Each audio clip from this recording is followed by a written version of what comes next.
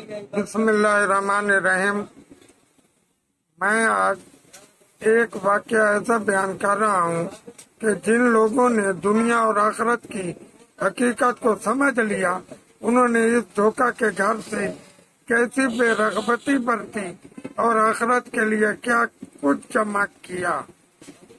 یہ واقعہ آپ ملاحظہ فرمائیں اور دیکھیں کہ کیسے کیسے یہ لوگ تھے جو دنیا اور آخرت کی حقیقت کو سمجھتے تھے۔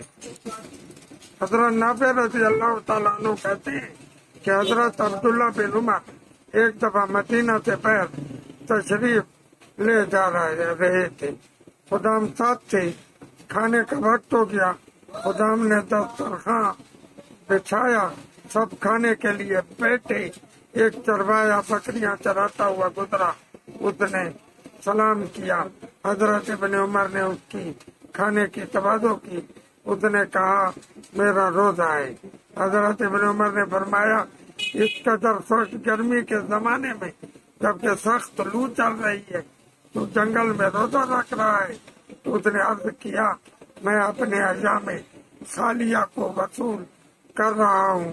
یہ قرآن پاک کی ایک آیت کی طرف اشارہ تھا جو سورہ الحاقہ میں ہے کہ حق تعالی شانو جنتی لوگوں کو فرمائیں گے کلو واشربو ہنیان بما اسلفتم فی الایام الخالیہ، کھاؤ اور پیو اور مزے کے ساتھ ان اعمال کے بدلے میں جو تم نے گزرے ہوئے زمانے میں دنیا میں کیے ہیں۔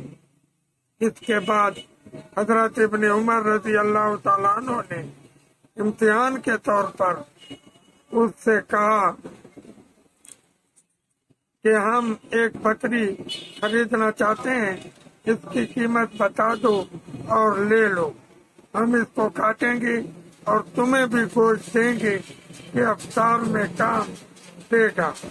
اس نے کہا کہ یہ بکریاں میری نہیں ہیں، میں تو غلام ہوں، میرے سردار کی بکریاں ہیں۔ حضرت ابن عمر رضی اللہ تعالیٰ عنہ نے فرمایا کہ سردار کو کیا خبر ہوگی، اسے کہہ دینا کہ بھیڑیا کھا گیا۔ اس نے آسمان کی طرف اشارہ کیا، فَعَيْنُ اللہ، اور اللہ تعالیٰ کہاں جائیں گے؟ یعنی وہ پاک پروردگار تو دیکھ رہا ہے۔ جب مالک الملک دیکھ رہا ہے تو میں کیسے کہہ سکتا ہوں کہ بھیڑیا کھا گیا؟